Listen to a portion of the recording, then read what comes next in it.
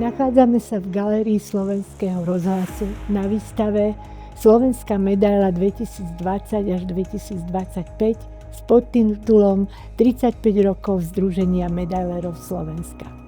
Veľkorysý priestor tejto galérie nám umožnil veľkorysú inštaláciu a prezentujeme tu 35 autorov spolu s 400 dielami. Je to naozaj zaujímavá inštalácia, ktorú sme budovali v dvoch líniách. Na jednej strane sú to členovia združenia aktívne činní so svojou medailérskou tvorbou a komornou plastikou. Na druhej strane je to línia, ktorá istým spôsobom dokumentuje 35 rokov združenia, kde sme vystavili aj diela niekoľkých ikonických osobností medailérskej tvorby.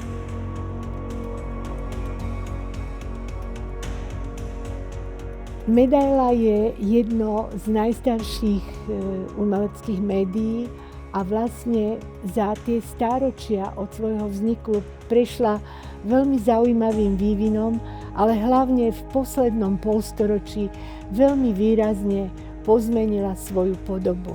Dnes to už nie je ten klasický objekt s averzom a reverzom kruhového tvaru, ale nadobúda nové podoby, nové materiály, nové spracovanie a samozrejme i to posolstvo, ktoré medaila vždy niesla, v súčasnosti je ďaleko aktuálnejšie, nadčasové, širšie a rozvíja sa vo veľmi zaujímavých symbolických a metaforických rovinách.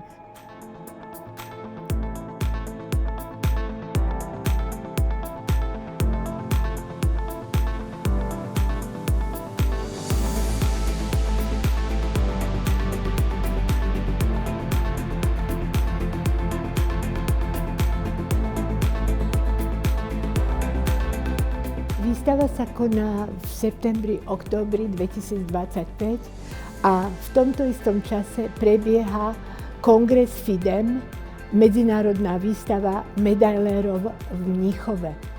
Za Slovensko boli zastúpení 14 autori a je veľmi zaujímavé, že viacerí reagovali na hlavnú tému FIDEMu, ktorá tentokrát bola vypísaná ako korene, mýty. A vlastne táto téma umožnila autorom siahnuť do hlbokej tradície vlastného národa a prezentovať tie základné korene, ktoré identifikujú jednotlivé národy Európy a celého sveta.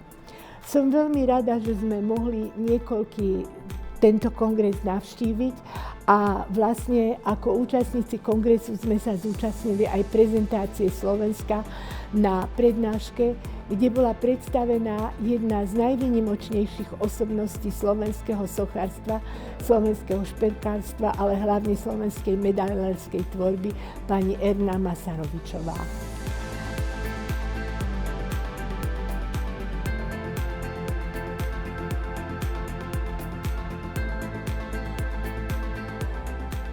Veľmi zaujímavé medzinárodné sympózium, ktoré tiež prebieha v tomto čase, takže sme na túto výstavu pozvali aj účastníkov sympózia, ktorí vlastne môžu porovnávať tvorbu slovenských autorov s vlastnou tvorbou a tvorbou kolegov vo svojich rodných krajinách.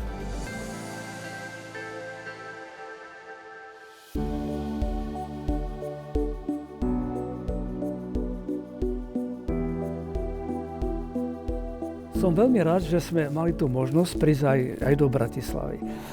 Som rád, že bolo možné im ukázať túto výstavu, ktorá skutočne stojí za to, aby ju mohli vidieť aj ľudia zo zahraničia. Mám v pláne ich zobrať do auta a trošičku ich aj previesť po okolí, aby ten dojem predsa len z toho pobytu bol ešte aj o tom našom Slovensku. Ďakujem. Já jsem velice vděčná tady organizátorům výstavy, že jsme měli možnost si přijít podívat na výstavu. Je to v úžasném prostředí, prostory, takže trochu závidím z pozice vlastně českých medailérů, že my možná takovýhle možnosti si neujíme. vytvořit. A tak mám i takový jako nápad, návrh, nevím, jestli by padl na úrodnou půdu, že bych strašně ráda nějakou spolupráci navázala, ať už s českými medailéry nebo třeba i se spolkem sochařů, protože bychom si mohli vyměňovat prostory, vyměňovat, já nevím, kurátory a podobné věci. A jinak to teda byla úžasná inspirace, příležitost, tak jako každá výstava, každá prezentace vždycky vlastně to mozaika autorů, že, jejich pohledu na svět. Ještě obohacená teda o ty výklady vlastně těch autorů, takže mě to dalo hrozně moc. Po pierwsze chciałbym serdecznie pogratulować organizatorom za tą wystawę. Słowacja ma bardzo dobrych socharów.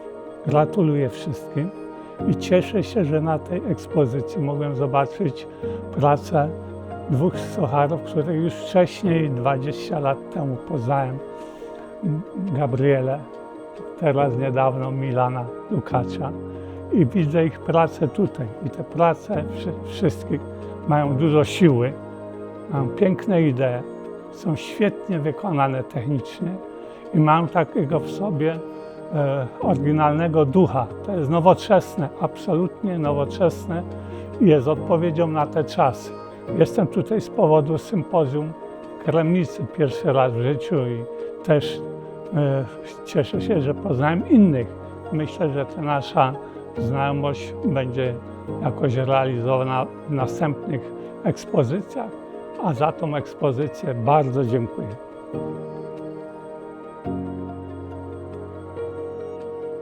For me, it's really interesting to see how all these authors are so different and use so different kind of materials, forms, compositions, and how like the metal transforms in a sculpture, little sculpture, and like in different dimensions. All the sculptures are wonderful. Some of them I already know from the FIDEM congresses. I have the luck to see contemporary Slovakian metal art exhibition in Portugal, organized by the Portuguese men several years ago, maybe 12. So I knew a little about your work, but it's really amazing. It's really amazing. The modeling is so expressive, perfect technique, super, super. We are really delighted and grateful to be here. Thank you.